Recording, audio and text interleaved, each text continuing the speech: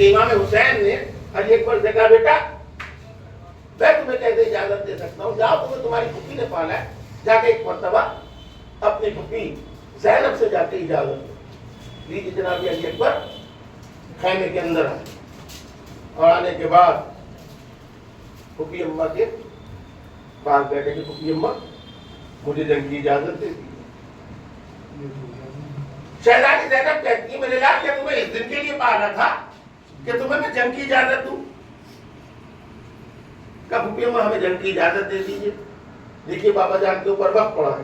کہا میرے لال میں نے تجھے اس لیے نہیں پالا تھا کہ میں تجھے مرنے کی اجازت دے دوں۔ جب بہت دیر ہو گئی تو ایک مرتبہ جناب علی اکبر نے کہا پھوپھی جان اچھا ٹھیک ہے آپ ہمیں جنگ کی اجازت نہ دیجیے، لیکن ایک بات کا ہمیں جواب دے دیجیے کہ جب روز محشر ہوگا تو میری دادی فاطمہ آئیں گی، وہ آپ سے اگر سوال کریں گی کہ سب تو امام حسین کے اوپر اپنی جانیں قربان کر رہے تھے، زینب تم نے علی اکبر کو کیوں نہیں جانے دیا؟ پھوپھی اماں یہ بتا دیجئے کہ کیا جواب دے گی؟ بس اتنا کہنا تھا۔ ایک مرتبہ جناب زینب نے کہا جا میرے لال میں نے تجھے جنگ کی اجازت دی۔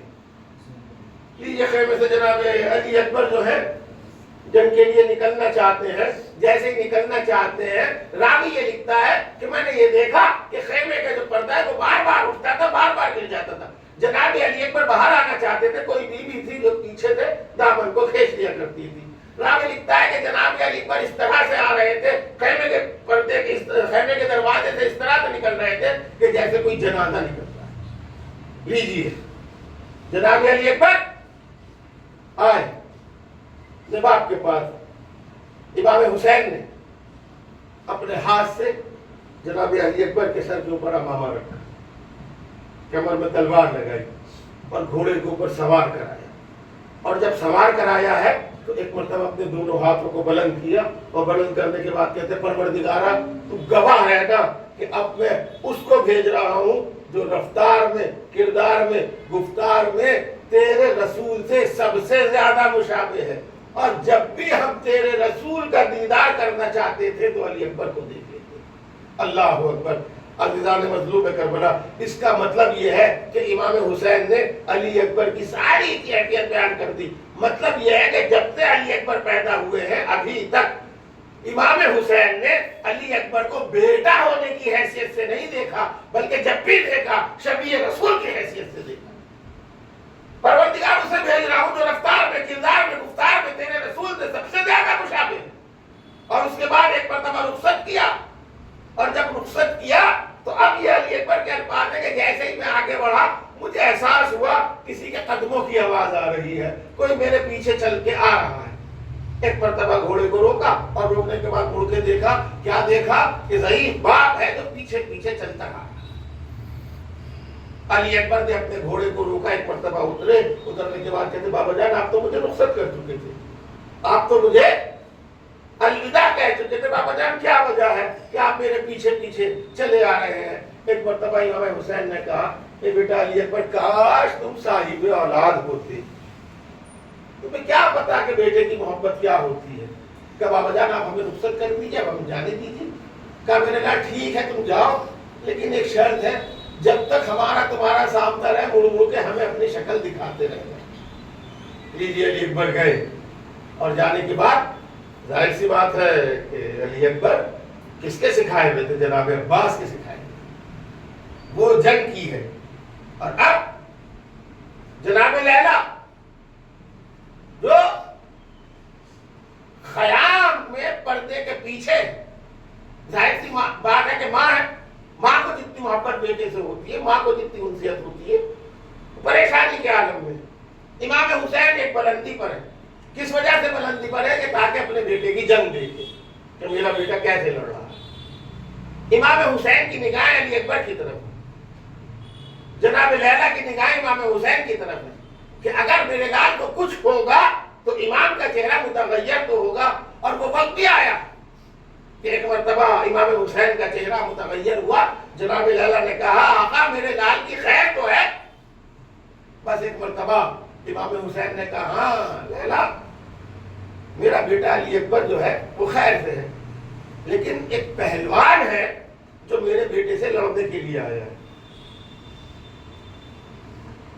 میرا بیٹا 3 दिन کا भूखा प्यासा है और वो पहलवान थे रोसेराम है। लैला मैंने अपनी वालिदा से सुना है कि माँ की दुआ बेटे के हक में जल्द मुस्तजाब होती है, जाओ जाके अपने बेटे के लिए दुआ करो। आप समझे मतलब क्या था? मतलब ये था कि इमाम हुसैन जो वो शेरो शेराब पहलवान था, उससे भी ये गवारा नहीं था इमाम को कि इमाम हुसैन का बेटा एक के हाथों मेरा जाए। अरे सब मिल के अगर मार दे वो बात अलग है, लेकिन इमाम को ये गवारा नहीं है कि कोई अकेला इनके बेटे को कत्ल कर दे। लीजिए जनाबे लैला खेमे के अंदर कहीं जा नमाज बिछाई, 2 रकअत नमाज पढ़ी और नमाज पढ़ने के बाद एक मरतबा हाथों को बुलंद किया, याकूब को यूसुफ से मिलाने वाले, मेरे बेटे को मुझसे मिला दे।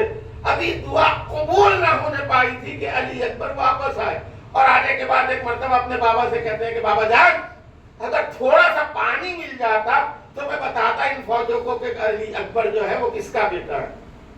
इमाम हुसैन कहते हैं कि मेरे लाल, अगर पानी हमारे पास होता तो तुमसे ज्यादा अजीज था। बेटा तुम्हें पता है, देखो बच्चे अलग की प्यास की आवाज बुलंद कर रहे हैं। एक मरतबा कहते हैं अच्छा मेरे लाल, देखो अगर तुम पानी चाहते हो ना, एक काम करो, अपनी जबान को हमारे दहन में डाल दो। लीजिए, एक मरतबा अली अकबर ने अपनी जबान को इमाम हुसैन के दहन में डाला, और जैसे ही दहन में डाला, डालने के बाद फौरन अपनी जबान को वापस ले ली। बाबा जान, आपकी जबान में तो हमसे ज्यादा कांटे पड़े हैं। अल्लाह अकबर। लीजिए, अली अकबर चले, और चलने के बाद अब जो जंग की है, अब लाशों के पुश्ते लगा दिए, और एक मरतबा आवाज आती है, मेरे बाबा जान आपको मेरा आखिरी सलाम। अरे जो भी अभी तक घोड़े से गिरा था उसने कहा था आका हुसैन मेरी मदद को आइए।